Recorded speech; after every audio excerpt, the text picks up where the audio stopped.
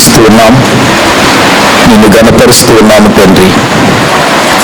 ఇంతవరకు మీ సన్నిధిలో ప్రారంభ ప్రార్థన నుండి ఇప్పటి వరకు క్రమముగా మర్యాదగా మీరు జరిగించిన కార్యక్రమములన్నిటిని బట్టి కూడా మీకు స్తుతులు చెల్లిస్తున్నాం. తిరిగి నీ వాక్యము యొద్దకు వెళ్ళుచుండగా నీ మాటల ద్వారా మమ్మలను బలపరచండి. బలహీనుడినైన నన్ను మరుగు చేసి నీ పరిశుద్ధాత్మ సహాయం అనుగ్రహించి మా అందరికీ మీ మాటల ద్వారా మేలు కలుగునట్లుగా సహాయము చేయమని ప్రార్థిస్తున్నాం. మీ సన్నిధిలో మాకు కావలసిన మాటలను మేము నేర్చుకున్నప్పుడు వాటి ద్వారా బ్రతికి నిత్య జీవాన్ని పొందుటకు మమ్మలను సిద్ధపరచమని మీ కృప కలిగిన హస్తాలకు మమ్మల్ని మేము అప్పగించుకొనుచు యేసుక్రీస్తు ప్రభువు పేరిట ప్రార్థించి వేడుకుంటున్నాము తండ్రి, ఆమేన్. ప్రభునందు ప్రియమైన దేవుని బిడ్డలారా, దైవ గ్రంథములో నుండి మనం గత కొన్ని దినాలుగా యోధా రాజుల చరిత్రను గురించి మాట్లాడుకుంటూ వస్తూ ఉన్నాం. 16 మంది రాజులను గురించి ఇప్పటి వరకు మనం మాట్లాడుకున్నాం యోధా రాజులలో. ఈరోజు మనము 17వ రాజు గురించి మాట్లాడుకోబోతున్నాం. 16వ రాజు యోషియా. యోషియా జీవితంలో దేవునికి నమ్మకస్తుడిగా బ్రతికాడు.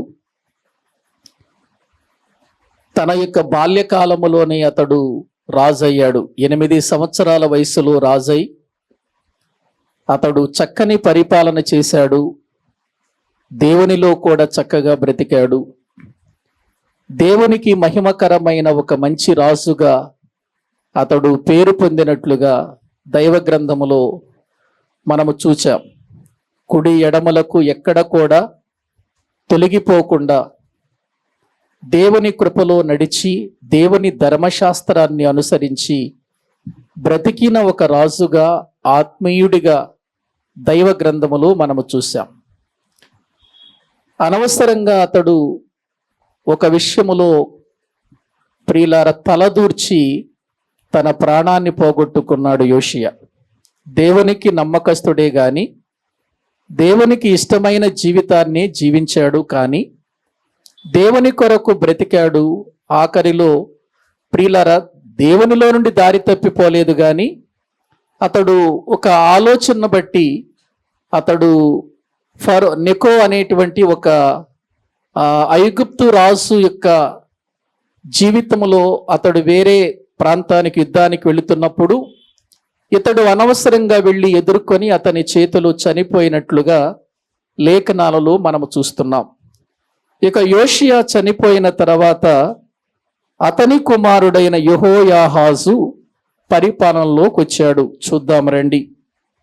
బైబిల్ గ్రంథములో రాజులు 2వ గ్రంథం, రాజులు 2వ గ్రంథం దేవుని వాక్యములో నుండి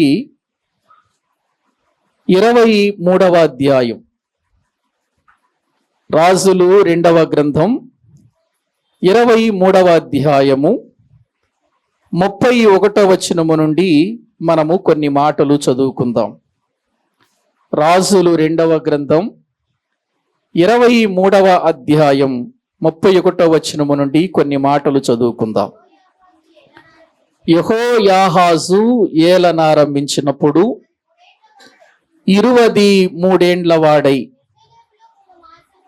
యెరూషలేములో 3 మాసములు ఏలెను. చాలండి ప్రియులారా, యోషియా అనేటువంటి రాజు ఒక మంచి రాజుగా చనిపోయిన తర్వాత అతని కుమారుడైనటువంటి యెహోయాహాజు యూదులను పరిపాలించటానికి సింహాసనం ఎక్కి కూర్చున్నాడు. యెహోయాహాజు అనే మాటకు అర్థం యెహోవా పట్టుకొనును అని అర్థం. యెహోయాహాజు అనే మాటకు అర్థం యెహోవా పట్టుకొనును. అయితే ఇక్కడ ఒక సంగతి మీతో చెప్పాలి. యోషియా యొక్క కుటుంబ చరిత్ర మనకు అర్థం కావాలి. ఎందుకంటే ఆ తర్వాత వచ్చేది వాళ్ళ కుటుంబీకులే గనుక. యోషియాకు వాస్తవంగా 2 భార్యలు ఉన్నారు. 2 భార్యలకు 4 కొడుకులు పుట్టారు. 4 కొడుకులలో ఈ యెహోయాహాజు అనేవాడు చివరివాడు, చిన్నవాడు అన్నమాట. ఎలా చెబుతారండి ఈ మాటలు అని ఒకవేళ మీరు అనుకుంటే, చూడండి బైబిల్ గ్రంథములో మనము చూస్తే 31వ వచనంలో 3 మాసములు ఏలిన ఇతడు, అతని తల్లి పేరు రాయబడింది. అతని తల్లి లిబ్నా ఊరివాడైన ఇర్మియా కుమార్తె అగు హమోటలు అని వాక్యములో మనము చూస్తుంటున్నాం. ఆ తర్వాత వీళ్ళ సహోదరుడే పరిపాలనలోకి వస్తాడు. 36వ వచనంలో చూడండి ఒకసారి. యెహోయాకీము ఏలనారంభించినప్పుడు 25 ఏండ్ల వాడై యెరూషలేమున ఏలెను. అతని తల్లి రోమా ఊరివాడైన పెదాయా కుమార్తెయగు జెబూదా. ఏమండి ఇక్కడ యెహోయాహాజు, యెహోయాకీము 2 అన్నదమ్ములు. వీళ్ళు అన్నదమ్ములు. ఇప్పుడు యెహోయాహాజు ప్రియులారా పుట్టినటువంటి ఆమె తల్లి, అతని తల్లేమో ఇర్మియా కుమార్తెయగు హమోటలు అని వ్రాయబడింది. ఇర్మియా అంటే ఇర్మియా ప్రవక్త కాదండి. ఇక్కడ ఇర్మియా ప్రవక్త అసలు వివాహమే అవ్వలేదుగా. ఇర్మియా ప్రవక్త కాదు, ఎందుకంటే ఇతడు మరొక ఇర్మియా. ఇర్మియా కుమార్తెయగు హమోటలు యెహోయాహాజు యొక్క ప్రియులారా తల్లి. అయితే అతని సహోదరుడు గూర్చి మాట్లాడుతూ, యెహోయాకీము గూర్చి మాట్లాడుతూ, అతని తల్లి పేరు పెదాయా కుమార్తెయగు జెబూదా అని వ్రాయబడి ఉంది. దీనిని మనము రుజువు చేయటానికి దినవృత్తాంతాల గ్రంథములోనికి వెళ్ళాలి. దినవృత్తాంతములు మొదటి గ్రంథం 3వ అధ్యాయము 15వ వచనాన్ని చదువుకుందాం. 15వ వచనం. దినవృత్తాంతములు మొదటి గ్రంథము 3వ అధ్యాయం 15వ వచనం. యోషియా కుమారులు ఎవరనగా, జ్యేష్ఠుడు యెహోనానాను, 2వ వాడు యెహోయాకీము, 3వ వాడు సిద్కియా, 4వ వాడు షల్లూము. చాలండి. యోషియాకు 4 కుమారులు ఇక్కడ కనబడుతున్నారు. మొదటి కుమారుడు పేరేంటి? యెహోనాను. 2వ కుమారుని పేరు యెహోయాకీము. 3వ కుమారుని పేరు సిద్కియా. 4వ కుమారుని పేరు షల్లూము. ఈ షల్లూమే ఇప్పుడు మనము మాట్లాడుకోబోతున్న యెహోయాహాజు. ఆఖరిలో మీకు అర్థమవుతుంది ఇతడు షల్లూమో కాదో, మీకు ఆఖరిలో అర్థమవుతుంది. కాబట్టి ఇక్కడ మనకు దినవృత్తాంతములు మొదటి గ్రంథంలో కనబడుతున్న షల్లూము, అలాగే మనము రాజుల గ్రంథములో చదువుకున్న యోషియా కుమారుడకు యెహోయాహాజు ఒక్కరే అనే విషయాన్ని మనము తెలుసుకోవాలి. యెహోయాహాజు పేరే షల్లూము, షల్లూము పేరే యెహోయాహాజు అని ప్రియులారా మనము తెలుసుకోవటం చాలా అవసరం. దీన్ని బట్టి మనము తెలుసుకోవలసినటువంటి విషయం ఏంటంటే, యోషియాకు 2 భార్యలు, ఆ 2 భార్యలకు 4 కుమారులు పుట్టారు. 3 కుమారుల చరిత్ర బైబిల్ గ్రంథములో ఉంది. ఎవరి చరిత్ర ఉంది? యెహోయాకీము చరిత్ర ఉంది, సిద్కియా చరిత్ర ఉంది, షల్లూము చరిత్ర ఉంది. యోహానాను చరిత్ర మాత్రం లేదు. దీనికి పండితులు ఏం చెబుతున్నారంటే, యోహానాను తన తండ్రి కంటే ముందుగానే చనిపోయాడు అనేటువంటి ఒక అభిప్రాయం చెబుతున్నారు. ఎందుకంటే వాస్తవానికి తండ్రి చనిపోతే పెద్ద కుమారుడు ఏమవుతాడు? రాజు అవుతాడు. పెద్ద కుమారుడు రాజు అవుతాడు. కానీ పెద్ద కుమారుడు అక్కడ కనిపించటం లేదు. యెహోనాను జ్యేష్ఠ కుమారుడు కనిపించటం లేదు గనక తన తండ్రి కంటే ముందుగానే అతడు మరణించాడు అనేటువంటిది పండితుల యొక్క అభిప్రాయం. అయితే ఇక్కడ మరొక విషయం ఏంటంటే, ఆ తరువాత రెండవ కుమారుడు గాని మూడవ కుమారుడు గాని రాజ్య పరిపాలనలోనికి రాలేదు గాని ప్రజలందరూ కూడా ఎవరికి పట్టాభిషేకం కట్టారంటే చిన్న కుమారుడైన యెహోయాహాజుకు పట్టము కట్టారు. అందుచేత అతడు యూదులకు రాజుగా అతడు నిలవబడ్డాడు. ఒక మాటలో చెప్పాలంటే దేవుడే యెహోయాహాజును నిలబెట్టాడు అని చెప్పుకోవాలి. ఎందుకంటే అతని పేరులోనే అర్థం మనకుంది, యెహోవా పట్టుకొనును అంటే యెహోవా పట్టుకొని సింహాసనం మీద కూర్చోబెట్టాడండి. సింహాసనం మీద కూర్చోబెట్టాడు. కూర్చోబెట్టిన తర్వాత ఇతని పరిపాలన 3 నెలలు ఉంది. 3 నెలలు పరిపాలన చేశాడు. అప్పటికి ఇతని వయసు ఎంత? 23 సంవత్సరాలు అని వాక్యములో మనము చూస్తున్నాం. యెహోయాహాజు ఏలనారంభించినప్పుడు ఎంత వయసు అతనికి? 23 సంవత్సరాలు. 23 సంవత్సరాల వయసులో ఇతడు పరిపాలనలోకి వచ్చాడు. 3 నెలలు పరిపాలన చేశాడు. ఎందుకు 3 నెలల పరిపాలన చేశాడు? ఈ 3 నెలల తర్వాత అతని స్థితి ఎలాగుంది, ఏ విధంగా అతడు తన జీవితాన్ని ముగించాడు అనే సంగతులు మనము అర్థం చేసుకోవాలి. వాస్తవానికి 3 నెలల పరిపాలన అంటే అది గొప్ప పరిపాలన ఏమీ కాదు. అదేదో ఒక ఉన్నతమైన పరిపాలన ఏం కాదు. 3 నెలలు పరిపాలన చేశాడు. 23 సంవత్సరాల వయసులో పరిపాలనలోకి వచ్చాడు. 3 నెలలే ఇతడు పరిపాలన చేశాడు. ఎందుకు 3 నెలలలోనే ఇతని పరిపాలన ముగించబడింది అని మనము తెలుసుకుంటే, ప్రియులారా చదవండి వాక్య భాగములో 32వ వచనం మనము చదువుకుందాం. ఇతడు తన పితరులు చేసినదంతటి ప్రకారముగా యెహోవా దృష్టికి చెడు నడత నడిచెను. మళ్ళీ వెళ్ళిపోయాడు చూడండి.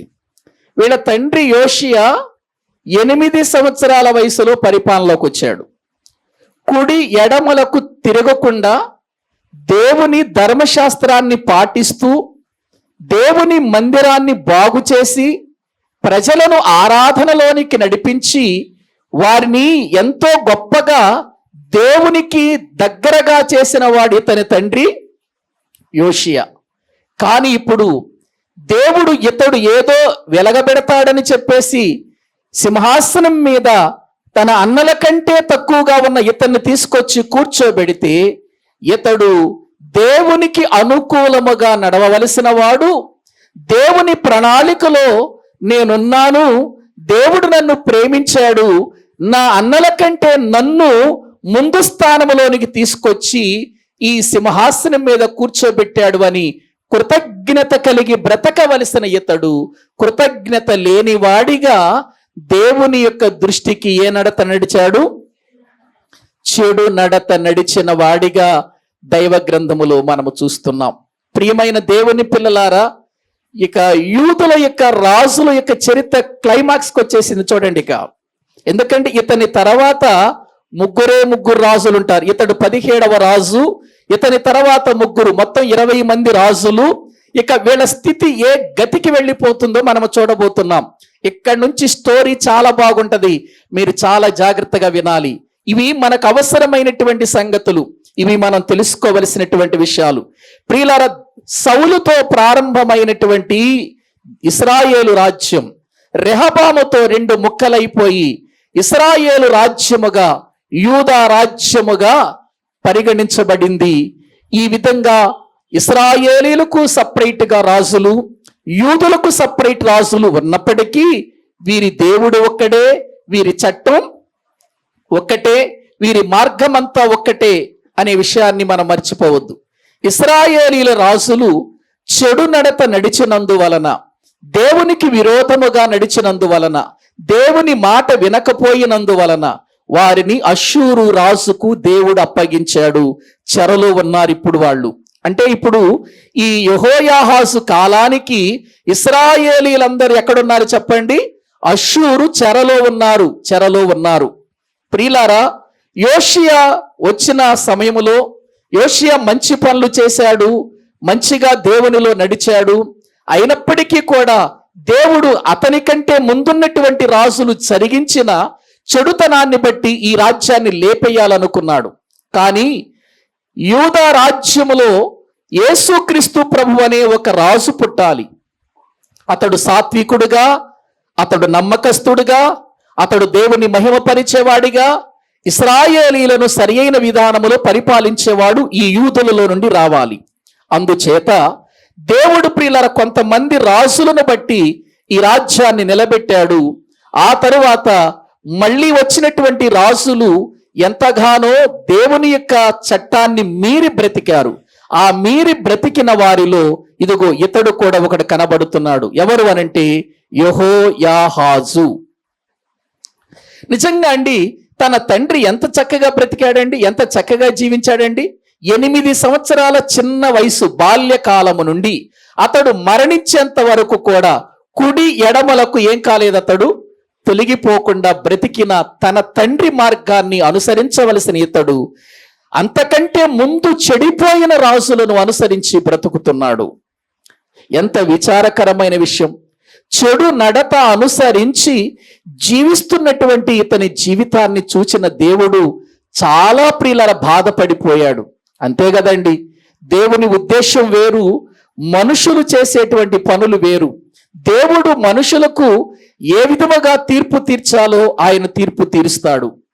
దేవుని ఉద్దేశం ఏంటంటే మనందరము మంచి మార్గములో నడవాలని, మంచి చట్టం ఇచ్చి ఆ చట్ట ప్రకారము దేవుడు నడవాలి. అందుకే మీరు గమనించండి, ఇశ్రాయేలు జనాంగాల మీద దేవుడు ఎంత కోపగించుకున్నాడో మనకు తెలుసు. ఇశ్రాయేలు జనాంగాలను ఎంతగా ఆయన నాశనం చేశాడో తెలుసు. ఆయన కోపం ఎందుకు రగిలిందో కూడా దేవుని వాక్యములో మనము వింటూనే వస్తున్నాం. చాలా మంది ఏమంటారంటే, ఏమండి దేవుడు అంత క్రూరంగా ఎందుకు ప్రవర్తించాడండి, అన్యాయంగా చంపేశాడు, అనవసరంగా చంపేశాడు, చిన్న చిన్న వాటికే చంపేశాడు, ఇంత ఎందుకండి దుర్మార్గంగా వాళ్ళని చంపేశాడు అని అనుకుంటారు. కానీ ఒక విషయం చెబుతున్నాను ప్రియులారా, దేవుడు వారికి చట్టం ఇచ్చాడు. ఆ చట్టాన్ని ధిక్కరించినప్పుడు చట్ట ప్రకారము వారికి తీర్పు తీర్చాలా వద్దా? మీరు చెప్పండి. దేవుడు వారికి ఒక చట్టం ఇచ్చాడు. మన భారతదేశానికి ఒక చట్టం ఉందండి, ఒక రాజ్యాంగం ఉందండి. ఆ రాజ్యాంగములో ఎన్నో కోడ్స్ ఉన్నాయండి. ఆ రాజ్యాంగములో ఎన్నో ప్రియులారా మరి మనకొక నియమాలు, నిబంధనలు ఉన్నాయండి. దాన్ని భారతదేశపు రాజ్యాంగం, చట్టం అని అంటారు. ఈ చట్టాన్ని దేశంలో ఎవరు మీరినా ఆ చట్ట ప్రకారం ఆ వ్యక్తిని ఏం చేయాలి చెప్పండి ప్రియులారా? తీర్పు తీర్చాలి చట్ట ప్రకారం. ఒకవేళ చట్టము ఒక రకంగా ఉండి ప్రజలు వేరే రకంగా ఉన్నా ఎవరు పట్టించుకోలేదనుకోండి, ఇక చట్టం ఎందుకు? నియమాలు ఎందుకు? నిబంధనలు ఎందుకు? శాసనాలు ఎందుకు? ఇవన్నీ ఎవడిష్టం వచ్చినట్లుగా వాడు బ్రతుకుతాడు కదా. కాబట్టి దేవుడు ఎప్పుడు కూడా చట్టాన్ని అనుసరించి బ్రతకని వాడికి తీర్పు తీర్చాడు. వాడిని ఏం చేయాలో ఆ శిక్షా విధానములోనే శిక్షించాడు. గమనించండి, పాత నిబంధనలో ఇశ్రాయేలులకు ఇవ్వబడినటువంటి చట్టం, ఆ ధర్మశాస్త్రం ఎవరు అనుసరించలేదో వారందరికీ దేవుడు తీర్పు తీరుస్తూనే వచ్చాడు. ఇప్పుడు మనమందరము క్రొత్త చట్టంలో ఉన్నాం, క్రొత్త నిబంధన చట్టంలో ఉన్నాం. ఎవరైతే ఆ క్రొత్త నిబంధన చట్ట ప్రకారము బ్రతకరో ఆ చట్టాన్ని బట్టి కూడా మనల్ని ఏం చేస్తాడు? ఆయన తీర్పు తీరుస్తాడు అనే విషయాన్ని మనము ఎప్పుడు కూడా అర్థం చేసుకోవాలి. నేను ఎలా బ్రతికినా పర్వాలేదులే ప్రభువు నమ్ముకునంటే ఆయన సహించడు, ఆయన ఊరుకోడు. చట్టాన్ని మీరితే సహించడు ఆయన. ఎందుకంటే అది మనుషుల చట్టం కాదు, అది దేవుడు ఏర్పాటు చేసిన చట్టం. అది దేవుని చట్టంలో మనమున్నాం. దేవుని చట్ట ప్రకారం మనం బ్రతకాలి. దేవుని చట్టాన్ని మనం మీరి బ్రతికితే మాత్రం శిక్ష మాత్రం తప్పదు అనే విషయాన్ని దేవుని వాక్యము ద్వారా మీకు తెలియచేస్తూ ఉన్నాను. ప్రియులారా, దేవుని యొక్క వాక్యం ఎందుకు మనము వారం ఎందుకు ఇలా వినాల్సి వస్తుంది? వారములో ఎన్నోసార్లు వాక్యం ఎందుకు వినబడుతుంది అనంటే, మనము దేవుని చట్టంలో ఉన్నామా లేదా అని తెలుసుకొని చట్టాన్ని తప్పితే మళ్ళీ ఆ చట్టంలోకి వచ్చి ఆ చట్ట ప్రకారం బ్రతకాలి. లేకపోతే నష్టం జరిగిపోతుంది, లేకపోతే మనం కూడా ప్రమాదంలో పడిపోతాం, దేవుని శిక్షకు గురైపోతామండి. ఇది వాస్తవం. ఈ రోజు బాగుండొచ్చు, ఈ రోజు మనం ఎన్ని చేసినా కూడా, ఎన్ని పొరపాట్లు జరిగించినా, ఎన్ని దోషాలు కనబడుతున్నా మనం మౌనంగా ఉండి బాగానే ఉన్నాను అనుకోవచ్చు. కానీ ఒక రోజున చట్టాన్ని బట్టి దేవుడు నీకు తీర్పు తీర్చే రోజు రాబోతుంది. ఆ రోజు దానికి శిక్ష తప్పకుండా ఆయన వేస్తాడు. ఇందులో ఎటువంటి డౌట్ లేదు, ఇది ఖాయం. యెహోయాహాజు యొక్క జీవితాన్ని మనము చూస్తే అతడు చట్టము ఎరిగిన వాడయ్యుండి తన తండ్రి ఆ చట్ట ప్రకారం నడిచిన విధానము చూచి ఉండి కూడా అతడు తన తండ్రి నడిచిన చట్టములో నడవక దేవుని మార్గమును తప్పి తన పితరులు నడిచినటువంటి చెడు మార్గమును అతడు నడిచినట్లుగా దేవుని వాక్యములో మనము చూస్తున్నాం. చెడు నడత నడిచాడు. ఈ చెడు నడత నడిచిన ఇతని జీవితాన్ని గురించి దేవుడు రాజుల గ్రంథములో 4 వచనాల్లో ముగించేశాడు. దినవృత్తాంతముల గ్రంథములో కూడా 4 వచనాల్లోనే ముగించేశాడు. ఒకసారి దినవృత్తాంతాల గ్రంథములోని కూడా వెళదాము రండి. దినవృత్తాంతములు 2వ గ్రంథం 36వ అధ్యాయం. 36వ అధ్యాయము దేవుని వాక్యములో నుండి 1వ వచనము నుండి మనము చదువుకుందాం. అప్పుడు దేశపు జనులు యోషియా కుమారుడైన యెహోయాహాజును స్వీకరించి యెరూషలేములో అతని తండ్రి స్థానమున అతనిని రాజుగా నియమించిరి. యెహోయాహాజు ఏలనారంభించినప్పుడు 23 ఏండ్ల వాడై యెరూషలేములో 3 నెలలు ఏలెను.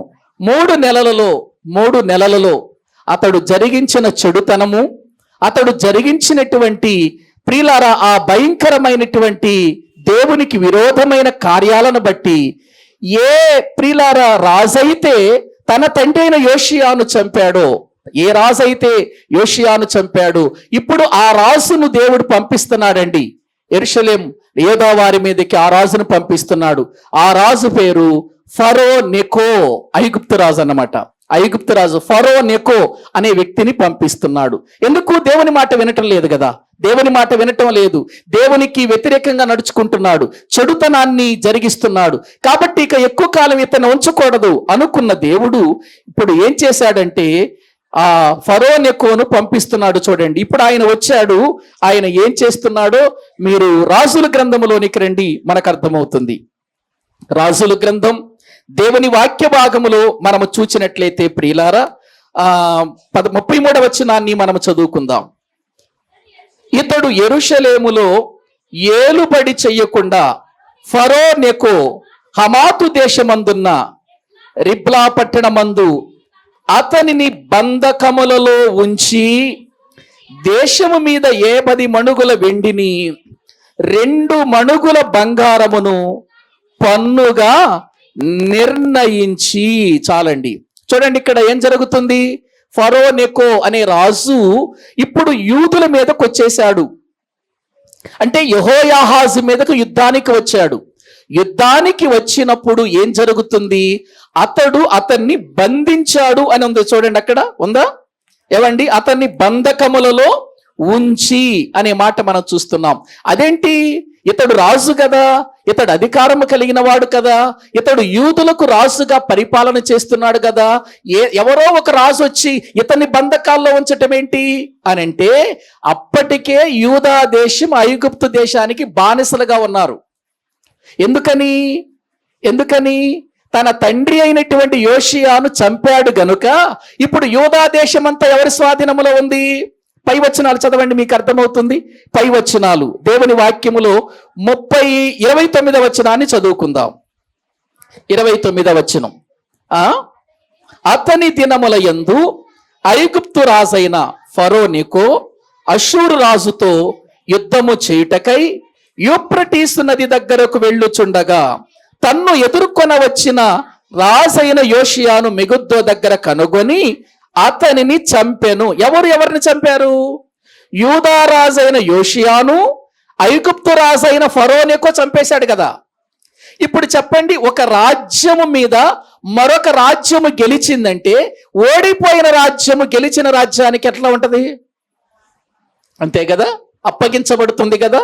ఆ రాజ్యము వారికి అప్పగించబడుతుంది. గెలిచిన వాడికి ఓడిపోయిన రాజ్యం అప్పగించబడుతుంది. కాబట్టి ఇప్పుడు యూదా రాజ్యము ఎవరి చేతి క్రింద ఉంది?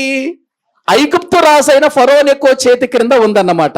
అందుచేత ఇప్పుడు ప్రజలందరూ కూడా కలిసి యోషియా తర్వాత యెహోయాహాజును వాళ్ళు రాజుగా చేసుకున్నా ఇప్పుడు అధికారం ఎవరికి ఉంది ఈ రాజ్యం మీద అంటే ఫరో నెకో, ఐగుప్తు రాజుకే ఉంది. అందుకని ఇప్పుడు అతడు ఏం చేశాడంటే వచ్చి ఇతన్ని బంధకములలో బంధించి ఈడ్చుకొని వెళ్ళిపోయాడు ఐగుప్తు దేశానికి. ఎవరిని? యెహోయాహాజును ఈడ్చుకొని వెళ్ళిపోయాడు. ఈడ్చుకొని వెళ్ళిపోయిన తరువాత అతడు వెళ్ళేటప్పుడు ఏం చేశాడంటే వీళ్ళ అన్నను అక్కడ పెట్టాడనమాట. ఆ యొక్క యోధా రాజ్యములో రాజుగా వీళ్ళ అన్నగారిని పెట్టాడు. దినవృత్తాంతాల గ్రంథములోనికి రండి. దినవృత్తాంతముల గ్రంథం 2వ దినవృత్తాంతముల గ్రంథములో 36వ అధ్యాయములో 36వ అధ్యాయం మనం చదువుకుందాం. అతడు ఏం చేశాడో చూద్దాం. 22వ వచనం నుండి చదువుకుందాం. 36వ అధ్యాయం, క్షమించండి, 4వ వచనం చదవండి. 3వ వచనం నుండి చదవండి, అర్థమవుతుంది. 3వ వచనం. ఐగుప్తు రాజు యెరూషలేమునకు వచ్చి అతనిని తొలగించాడు. ఎవరిని? యెహోయాజును తొలగించాడు. తొలగించి ఆ దేశమునకు 200 మణుగుల వెండిని 2 మణుగుల బంగారమును జుల్మాగా నిర్ణయించి అతని సహోదరుడు, ఎవరి సహోదరుడు? యెహోయాహాజు సహోదరుడైన ఎల్యాకీమును యూదా మీదను యెరూషలేము మీదను రాజుగా నియమించి అతనికి యెహోయాకీము అను మారు పేరు పెట్టెను. అంటే ఇప్పుడు యెహోయాజు యొక్క సహోదరుని పేరేంటి? ప్రియులారా, ఎల్యాకీము. ఆ ఎల్యాకీముకి అతడు పెట్టిన పేరేంటి? యెహోయాకీము. అంటే ఇప్పుడు ఎల్యాకీమన్నా యెహోయాకీమన్నా ఒక్కరే అనే మారు పేరు పెట్టెను. నెకో అతని సహోదరుడైన యెహోయాహాజును పట్టుకొని ఐగుప్తునకు తీసుకొని పోయెను. ఐగుప్తుకు వెళ్ళిపోయాడు. ఇప్పుడు ఐగుప్తుకు తీసుకుని వెళ్ళిపోయాడు. 3 నెలల పరిపాలనలోనే ఇతని పరిపాలన చూచిన దేవుడు సహించలేకపోయాడు. శత్రువులకు దేవుడు అప్పగించేశాడు. ప్రియులారా, గ్రహించండి. చాలాసార్లు మన జీవితంలో కూడా మనము ఎప్పుడైనా సరే ప్రియులారా, మన దేశాన్ని పరిపాలించేటువంటి రాజులను గురించి ఆలోచించినప్పుడు మనం అదొస్తే బాగుంటది, ఇదొస్తే బాగుంటది అని అనుకుంటాం. కానీ మనం అనుకున్నది దేవుడు జరిగించాడు. ప్రియులారా, దేవుడు అనుకున్నది జరిగిస్తాడు. తన ప్రజలకు బుద్ధి చెప్పాలంటే తన ప్రజలకు కానిటువంటి రాజు రావాలి, రాజ్యములో నిలవాలి. వారికి బుద్ధి చెప్పటానికే కొన్నిసార్లు దేవుడు ఇదిగో వ్యతిరేకమైనటువంటి వారిని రాజుగా నిలబెడతాడు. ఒక రాజు నిలబెట్టాలన్నా, ఒక రాజును తొలగించాలన్నా అది ఎవరి చేతిలో ఉంది? కాబట్టి మనం ఏ విషయంలో కూడా ప్రియులారా రాసి పడిపోకూడదండి. వాస్తవానికి ఇప్పుడు మనం ఆలోచన చేద్దామండి. మన పరిపాలనలో మనకు ప్రాముఖ్యంగా కనబడుతున్నది ప్రియులారా పార్టీలు కొన్ని కనబడుతున్నాయి. మనకు ఒక బీజేపీ ఉంది, ఒక కాంగ్రెస్ ఉంది. ప్రియులారా మన ఆంధ్రప్రదేశ్కి వస్తే ఒక తెలుగుదేశం ఉంది, ఒక వైసీపీ ప్రియులారా ఉంది, ఒక జనసేన ఉంది. ఇప్పుడు మనం ఏమనుకుంటాం? మన యొక్క ఆలోచన ప్రకారం ఈ వ్యక్తి వస్తే బాగుంటది, ఈ వ్యక్తి వస్తే బాగుంటది అని మనం అనుకుంటాం. అందరూ ఒకే రకంగా అనుకుంటారా? అందరూ ఒకే రకంగా అనుకుంటారండి? అనుకోరండి. కొంతమంది ఒక రకంగా అనుకుంటారు, కొంతమంది ఒక రకంగా అనుకుంటారు. గమనించండి, ఇక్కడ ఈ విషయాలు మనం తెలుసుకోవాలి. ఒకవేళ బీజేపీ వ్యక్తి మంచి వ్యక్తి అయ్యాడు అనుకోండి, ప్రజలకు మేలు చేసే వ్యక్తి అయ్యాడు అనుకోండి. ఒకవేళ ప్రియులారా మరొక పార్టీలో ఉన్నటువంటి వాళ్ళు మంచి వాళ్ళు కాదనుకోండి, అతడు క్రైస్తవుడు అయి ఉండొచ్చు, అతడు మంచివాడు కాదనుకోండి. ఇప్పుడు మనము ఎవరిని ఎన్నుకోవాలి? మంచివాడు కాని క్రైస్తవుని ఎన్నుకోవాలా? మంచివాడైన బీజేపీ వ్యక్తిని ఎన్నుకోవాలా?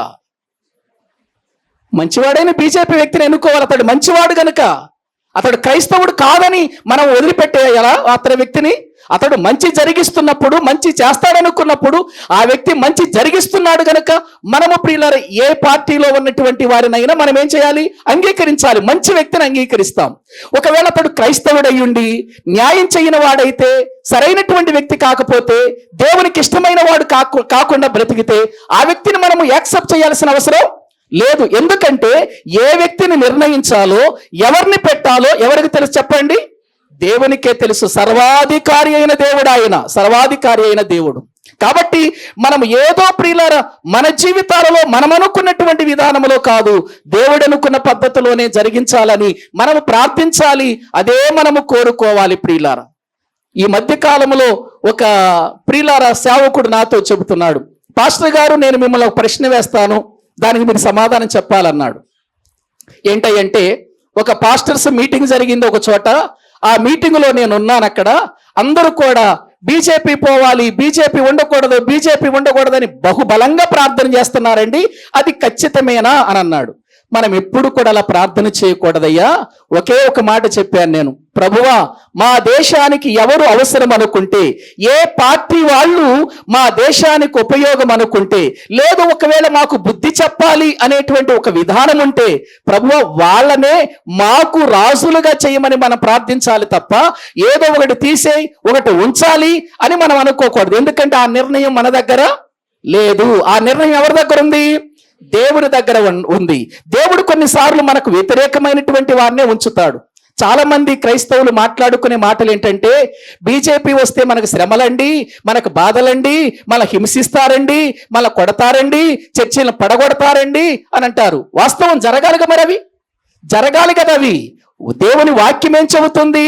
భూమి మీద మనము జీవిస్తూ ఉన్నప్పుడు క్రైస్తవుడు మహాశ్రమలలోనికి వెళ్ళాలా వద్దా అని ఎవరు చెబుతున్నారు? నేను చెప్పట్లా, ఎవరు చెబుతున్నారు? బైబిల్ చెబుతుంది శ్రమలు అనుభవించాలి. మనం శ్రమలు వద్దు అని ఒకవేళ నువ్వు ప్రార్థించిన దేవుని మాట నెరవేరుతుంది తప్ప మన మాట నెరవేరదు. కాబట్టి ప్రియులారా, మనం ఎప్పుడు కూడా దేవుడు ఏ అధికారినైతే మన దగ్గర నిలబెట్టాడో ఆ అధికారి కొరకు ప్రార్థన చేయాలే తప్ప మనం ఎప్పుడు కూడా పార్టీలకు అతీతంగా మనము పని చేయకూడదు. వాటికి ప్రియులారా మన యొక్క వంతు పాడకూడదండి. ఇది దేవుని దృష్టిలో మెచ్చని కార్యం. ఇది దేవుని దృష్టిలో మెచ్చని కార్యం. ఇది ఇశ్రాయేలుల జీవితంలో యెహోయాహాజును ఎన్నుకున్నారు, తీసుకొచ్చారు. 3 నెలల పరిపాలనలో అతని స్థితి ఏంటో అర్థమయ్యింది. ఇప్పుడు దేవుడే అతన్ని ఏం చేస్తున్నాడు చెప్పండి? తొలగిస్తున్నాడు. అంటే ఇప్పుడు ప్రియులారా ఏర్పాటు చేసినా తీసివేసినా అది ఎవరి చేతిలో ఉంది చెప్పండి? దేవుని చేతిలో ఉంది. దేవుడు తీసివేసినప్పుడు మనం ప్రార్థించాలి, దేవుడు ఆ వ్యక్తిని ఉంచినప్పుడు కూడా మనం ఏం చేయాలి చెప్పండి? ప్రార్థించాలి. మన జీవితం అదై ఉండాలి ప్రియులారా, మన బ్రతుకు అదై ఉండాలి. ఎందుకంటే దేవుడు ఈ ప్రియుల రాజ్యములన్నిటికీ కూడా అధికారి ఎవరు? ఆయన. రాజులకు రాజు ఎవరు? ఆయనే కదండి. ఆయన సమస్త రాజ్యాలను ఏలుతున్నాడని, సమస్త రాజ్యాలు ఆయన స్వాధీనములో ఉన్నాయని, సమస్త రాజ్యాలు ఆయన చెప్పినట్టుగా ప్రియులారా నడవాలని దేవుడు తన వాక్యములో ప్రియులారా వ్రాయించాడు. దానియేలు గ్రంథములో కూడా వ్రాయించాడు. ఇప్పుడు ఇశ్రాయేలీయులు దేవుని ప్రజలే కదా, వారిని తీసుకెళ్లి ఎవరి చేతికి అప్పగించాడు? దేవుడు అష్షూరు రాజుకు అప్పగించాడు. ఎందుకు అప్పగించాడు? వీళ్ళు దేవుని మాట వినలేదు, దేవుని మీద తిరుగుబాటు చేశారు, దేవునికి వ్యతిరేకంగా బ్రతికారు. నిజమైన క్రైస్తవుడు ఎవరో తెలవాలి అనంటే తప్పకుండా క్రైస్తవుని జీవితంలో శ్రమలు రావాలి. శ్రమ వస్తేనే, బాధలు వస్తేనే, వ్యతిరేకతలు వస్తేనే, భయంకరమైన పరిస్థితులు వస్తేనే నిజమైన క్రైస్తవుడు ఎవరో తేలుతారు. అపోస్తలుల యొక్క జీవితాలు మనము చూసినప్పుడు, వాళ్ళు దేవుని పరిపాలన జరిగిస్తున్నప్పుడు ప్రియులారా, దేవుని పరిపాలనలో జీవిస్తున్నప్పుడు వారిని అన్యాయంగా చంపలేదా?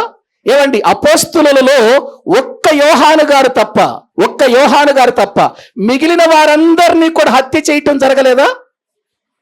మిగిలిన 12 మంది అపోస్తలులలో ఒక్క యోహాను గారే కదండి పద్మసు దీవిలోనికి వెళ్ళి ఆ తర్వాత మళ్ళీ తిరిగి వచ్చి ఎఫెసు పట్టణంలో దేవుని పరిచర్య చేసి ముసలితనంలో చచ్చిపోతాడు. మిగిలిన 11 మంది కూడా ఏం చేయబడ్డారు?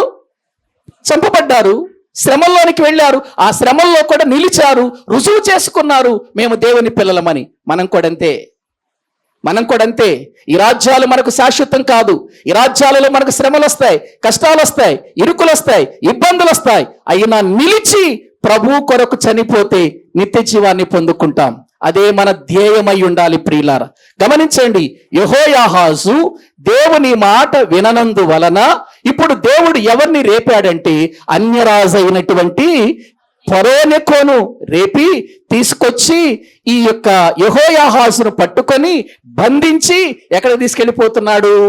ఐగుప్తు దేశానికి తీసుకుని వెళ్ళిపోతున్నాడు.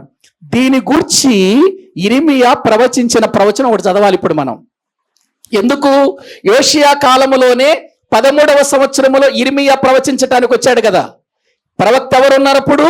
యిర్మీయా గారు ఉన్నారు. ఇప్పుడు యిర్మీయా ఈ యెహోయాహాజును గురించి ఏం ప్రవచించాడో చూద్దాం రండి. బైబిల్ గ్రంథములో యిర్మీయా గ్రంథం 22వ అధ్యాయం. యిర్మీయా గ్రంథం 22వ అధ్యాయం దేవుని వాక్యములో 10వ వచనము నుండి మనము చదువుకుందాం. 10వ వచనము గురించి 22వ అధ్యాయము 10వ వచనం. చనిపోయిన వాని గూర్చి ఏడవద్దు, వాని గూర్చి అంగలార్చవద్దు, వెళ్ళిపోవచున్న వారి గూర్చి బహు రోదనము చేయుడి. వాడు తిరిగి రాడు, తన జన్మభూమిని చూడడు, తన తండ్రి అయిన యోషియాకు ప్రతిగా. ఆ మాటలు మీరు బాగా, తన తండ్రి అయిన యోషియాకు ప్రతిగా అంటే పై మాటలను ఎవరి గురించి చెప్పబడుతున్నాయి? యెహోయాహాజు గురించి, షల్లూము గురించి చెప్పబడుతున్నాయి. చదవండి. తన తండ్రి అయిన యోషియాకు ప్రతిగా ఏలినవాడై ఈ స్థలములో నుండి వెళ్ళిపోయిన యూదారాజైన యోషియా కుమారుడగు షల్లూమును గూర్చి అన్నాడు. షల్లూము అంటే ఎవరు? యెహోయాహాజు. యెహోయాహాజు అనమాట. షల్లూమును గూర్చి యెహోవా ఇలాగు సెలవిచ్చుచున్నాడు, అతడు ఇక్కడకు తిరిగి రాడు, ఈ దేశమునిక చూడక వారు అతన్ని తీసుకొని పోయిన స్థలమందే అతడు చచ్చును. చూసారా? ఇర్మియా ప్రవచిస్తున్నాడు. ఇర్మియా ఏమని ప్రవచిస్తున్నాడంటే, యెహోయాహాజు తన తండ్రి వలె బ్రతకలేదు గనుక, తన తండ్రి వలె జీవించలేదు గనుక, తన తండ్రిలాగా దేవుని అనుసరించి జీవించలేదు గనుక అతనిని ఏం చేస్తారు? తీసుకొని పోతారు. వెళ్ళిన చోటే అతన్ని ఏం చేస్తారు? చంపేస్తారు అని ఇర్మియా ప్రవచించాడు. అందుకే ఇక్కడ ఏమన్నాడంటే, చనిపోయిన వాని గురించి ఏడవద్దన్నాడు. చనిపోయింది ఎవరు? యోషియా. యోషియా చనిపోయాడు, ఇతని చేతిలోనే కదా చనిపోయింది. అతని గురించి ఏడవద్దు. అక్కడేమన్నాడు? వెళ్ళిపోవచున్న వారి గురించి రోదనం చెయ్యండి అన్నాడు. ఎవరు వెళ్ళిపోతుంది? యెహోయాహాజు. తన తండ్రి ఆల్రెడీ చనిపోయాడు, అతని గురించి ఇంకా మీరు ఏడవద్దు. ఇప్పుడు ఒక వ్యక్తి భయంకరమైన రీతిలో తన దేశమును విడిచిపెట్టి తనను తీసుకొని వెళ్ళిపోతున్నారు, బందీగా తీసుకెళ్తున్నారు, బంధకాలలో పడేసి తీసుకెళ్తున్నారు. వారిని అతని గూర్చి ఏడవండి అని అంటున్నారు. చూడండి, బహుగా రోదనము చేయండి. ఎందుకు రోదనం చేయాలి? అతడు తిరిగి రాడు, తన జన్మభూమిని చూడడు. అంటే తీసుకొని వెళ్ళిపోబోతున్నటువంటి యెహోయాహాజు మళ్ళీ తిరిగి ఎక్కడికి రాడు? యెరూషలేమునకు, యూదా రాజ్యానికి రాడు. వెళ్ళిన చోటే అతడు ఏం చేయబడతాడు? చంపబడతాడు అని అక్కడ ఉంది కదండి. మళ్ళీ చదవండి 11వ వచనం. తన తండ్రి అయిన యోషియాకు ప్రతిగా ఏలిన వాడై ఈ స్థలములో నుండి యూదారాజైన యోషియా కుమారుడగు షల్లూమును గూర్చి యెహోవా ఇలాగు సెలవిచ్చున్నాడు, అతడు ఇక్కడికి తిరిగి రాడు. అంటే మళ్ళీ అతడు యెరూషలేమునకు తిరిగి రాడు. ఈ దేశమునిక చూడక వారు అతన్ని తీసుకొని పోయిన స్థలమందే అతడు చచ్చును అని ఎవరు ప్రవచించారు? ఇర్మియా ప్రవచించాడు. మరి ఇప్పుడు ఇతడు అక్కడ చచ్చిపోయాడో లేదో, తిరిగి వచ్చాడో లేదో చూద్దాం రండి. మళ్ళీ ఇప్పుడు ఏమండి, దినవృత్తాంతముల 2వ గ్రంథం దేవుని వాక్యములో ప్రియులారా మనము చూద్దాం, తిరిగి వచ్చాడా లేదా అనేది. దీనికంటే మనం రాజుల గ్రంథములోనికి వెళదాం రండి. రాజులు 2వ గ్రంథం దేవుని వాక్యములో నుండి 23వ అధ్యాయం దేవుని వాక్యములో మనము చూస్తే ప్రియులారా 34వ వచనాన్ని మనము చదువుకుందాం. మారుగా రాజుగా నియమించి అతనికి యెహోయాకీమును మారు పేరు పెట్టి యెహోయాహాజును ఐగుప్తు దేశమునకు కొనిపోగా అతడచ్చట మృతి చెందెను. ఇర్మియా ప్రవచించిన ప్రవచనం నెరవేరిందా? నెరవేరిందండి. ప్రియులారా ఆలోచించండి, ఎప్పుడైనా దేవుని మాట నెరవేరుతుంది తప్ప మనుషుల మాటలు నెరవేరవు. ఇది మనము ఎరిగి బ్రతకాలి. యెహోయాహాజు తన జీవితంలో చిన్నవాడైనటువంటి అతన్ని దేవుడు ప్రేమించి వీడిని రాజుగా చేస్తే బాగుంటుందని తీసుకొచ్చి రాజుగా చేస్తే అతడు 3 నెలలలో చొక్కలు చూపించాడు ప్రజలకి. 3 నెలలలో. ఎందులో? చెడుతనంలో. చెడుతనము జరిగించటంలో ప్రియులార ప్రజలందరినీ తప్పు మార్గములో, తన తండ్రి ఏమో శిథిలమైపోయిన దేవుని మందిరాన్ని బాగు చేశాడు, ప్రజలందరూ పస్కా పండుగ చేయటానికి అందరిని ఆహ్వానించాడు, ఎన్నో రీతులుగా మందిరాన్ని సరైన విధానములు పెట్టి ఆగిపోయిన మందిరాన్ని బాగు చేస్తే ఇతడొచ్చి చెడుతనమును జరిగించి ప్రజలను మళ్ళీ దేవుని వైపు నుండి త్రిప్పేస్తే దేవుడు సహించలేకపోయాడు. అందుకే అతడు ఇక్కడ చావకూడదు, అతడు ఈ దేశంలో చావకూడదు. ఎక్కడ చచ్చిపోవాలనుకున్నాడు దేవుడు? దేశము గాని ఐగుప్తు దేశంలో చచ్చిపోవాలి అనుకున్నాడు. ఆ టైములోనే ఇర్మియా ప్రవచించాడు. ఇర్మియా ప్రవచించినట్లుగా ఇతడు ఆ దేశములో నుంచి కొనిపోబడి ఎక్కడ చంపబడ్డాడు? ఎక్కడ చచ్చిపోయాడు? ఐగుప్తులో చనిపోయాడు. ఇంతవరకు మనము చెప్పుకున్న రాజులలో దేశము కాని దేశానికి వెళ్ళి చనిపోయిన వ్యక్తి ఎవరైనా ఉన్నారంటే యెహోయాహాజే. చెరలోకి తీసుకెళ్లారు, మళ్ళీ వాళ్ళు తిరిగి వచ్చారు కొన్ని సందర్భాల్లో. కానీ తీసుకొని వెళ్ళిపోయిన తర్వాత అతడు తిరిగి రాకుండా అక్కడే చచ్చిపోయాడు అనంటే దాని అర్థం ఏంటి? ఒకసారి ఆలోచించండి. ఇర్మియా ప్రవచనం ఎంత చక్కగా నెరవేరింది. అతడు తిరిగి రాడు, అతడు తన జన్మభూమిని మరలా చూడడు, అక్కడే చచ్చిపోతాడు అని దేవుడు చెప్పిన మాట నెరవేరింది. ప్రియులారా, ఈ దినాన్న వాక్యము వింటున్న మన జీవితాల్లో మనం ఆలోచించాలి. అందుకే దేవుడు ఇతని గురించి ఎక్కువగా రాయించాలి అనుకోలేదు. రాజుల గ్రంథములో 4 వచనాలే రాయించాడు. దినవృత్తాంతముల గ్రంథములో కూడా 4 వచనాల్లో ఇతని జీవితాన్ని గురించి చెప్పాడు. విచారకరమైన విషయం ఏంటంటే 23 సంవత్సరాల వయసులో పరిపాలనలోకి వచ్చాడు. 3 నెలలకు ఈ లోకాన్ని విడిచి వెళ్ళిపోయాడు. అంటే ఒక యవ్వన వయసులో చనిపోయాడు. ఎవరండి? యెహోయాహాజు. 23 సంవత్సరాల వయసులో యెహోయాహాజు యవ్వన కాలములోనికి వచ్చి పరిపాలన చేసి ఆ పరిపాలనలో అతడు ప్రియులారా యవ్వన కాలములోనే మరణించటం చాలా విచారకరమైన విషయం కాదా? ఎందుకు ఆ యవ్వన కాలములో మరణించాడు అంటే చేసిన దుర్మార్గత, చేసిన చెడుతనం. ప్రియులారా, రాత్రి కూడా నేను మీకు జ్ఞాపకం చేశాను. బైబిల్ గ్రంథములు అధికముగా దుర్మార్గ పనులు చేయవద్దు, నీ కాలమునకు ముందుగా నీ వేళ చనిపోతావు. గ్రహించండి, దేవుడిచ్చిన కాలాన్ని గుర్తించలేకపోయాడు. జీవితములో ప్రియులారా మరణాన్ని కొని తెచ్చుకున్నాడు యెహోయాహాజు. యవ్వన కాలములు, మంచి యవ్వన కాలములు. 23 సంవత్సరాలంటే ఎంత మంచి యవ్వన కాలం అండి అది. ఆ 23 సంవత్సరాల వయసులో యవ్వన కాలములోనే ఎందుకు చచ్చిపోయాడంటే అతడు చేసిన చెడుతనం. యవనస్తులారా ఆలోచించండి. మీరు దేవుని యొక్క దృష్టిలో చాలా విలువైన వారు. మీరు దేవుని దృష్టిలో దేవుని చేత మీరు ఏర్పాటు చేసుకొనబడిన వారు. మీ యవ్వన కాలాన్ని మీరు కాపాడుకుంటే, చెడు మార్గములోనికి వెళ్లకుండా మంచి మార్గములలో మీరు మంచి పునాది వేసుకోగలిగితే మీ యవ్వన జీవితాలు నాశనం కాకుండా దేవుడు కాపాడతాడు అనే విషయాన్ని మీకు జ్ఞాపకం చేస్తున్నాను. ప్రియులారా, ఎందుకు నేను ఈ విషయాన్ని చెబుతున్నానంటే నేటి యవనస్తుల యొక్క మరణాలు విపరీతంగా జరిగిపోతున్నాయి.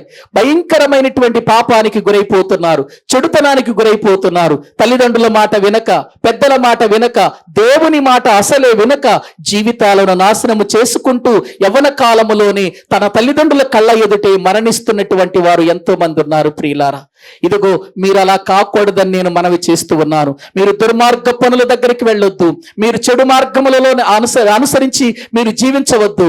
మీ యొక్క జీవితాలు దేవునికి అప్పగించండి. యవ్వన కాలములోనే మీ బ్రతుకులు పరిశుద్ధంగా బ్రతికించుకోవటానికి దేవుని మాటలు వినండి, దేవుని సంగతులు వినండి, మీరు మారు మనసు పొందండి, రక్షించబడండి. మీ జీవితానికి దేవుడు మేలు చేస్తాడు. మీరు దీర్ఘాయుష్కాలం అంతా కూడా దేవుడిచ్చిన ఆయుష్కాలాన్ని అనుభవిస్తారు. లేదండి, మేము దేవుని మాట వినం, మాకు దేవునితో పని లేదు, పెద్దలతో పని లేదు, తల్లిదండ్రుల మాట మేము వినం, మా ఇష్టం వచ్చినట్లుగా మేము బ్రతుకుతామనుకుంటే మీ ఇష్టం, అది దేవుని చేతిలో ఉంది. ప్రియులారా, ఒక్కసారి ఆలోచించండి. దేవుడు చిన్నవాడు అని చెప్పేసి తీసుకొచ్చి రాజ్యములో నిలబెడితే చిన్నవాడు పెద్ద పనులు చేశాడు. ఇక ఆ పెద్ద పనులు రాకుండా యెరూషలేములో ప్రియులారా అందరు రాజులు చచ్చిపోయి అక్కడ పాతి పెట్టబడితే ఈ రాజు ఎక్కడికి వెళ్ళిపోయాడు చెప్పండి? ఐగుప్తులో చావవలసి వచ్చింది. దేశము గాని దేశం, ప్రజలు గాని ప్రజలు, దిక్కులేని చావు అంటారు దాన్ని. దిక్కులేని చావు చచ్చిపోయాడు. యవ్వన కాలములో, వృద్ధాప్యములో కాదు, యవ్వన కాలములో దిక్కులేని చావు చచ్చిపోయాడు. అటువంటి శాపగ్రస్తమైన స్థితిలో మనము బ్రతకక దేవుని చట్ట ప్రకారముగా దేవుడు చెప్పిన విధానములు బ్రతికి ఆశీర్వాదకరమైన వ్యక్తులుగా మనము మన కుటుంబాలు ఉండాలని కోరుకుంటూ ఈ మాటలు ముగిస్తున్నాను. తలల వంచండి, ప్రార్థన చేసుకుందాం. అందరూ కూడా తలల వంచండి.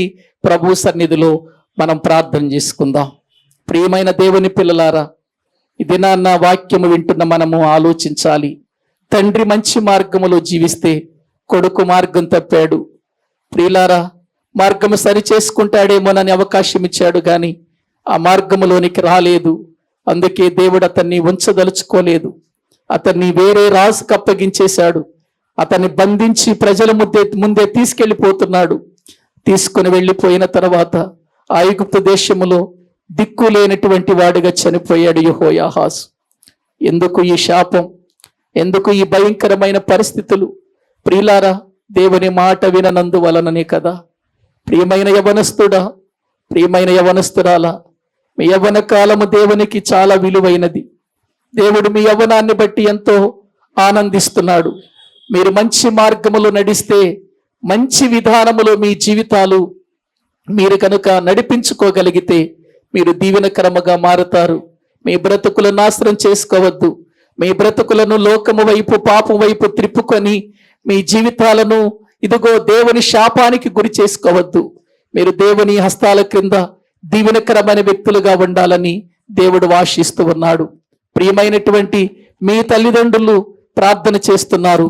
మరి మీరు ప్రార్థన చేస్తున్నారా? మీ తల్లిదండ్రులు దేవుని ఎదుట నమ్మకంగా బ్రతుకుతున్నారు.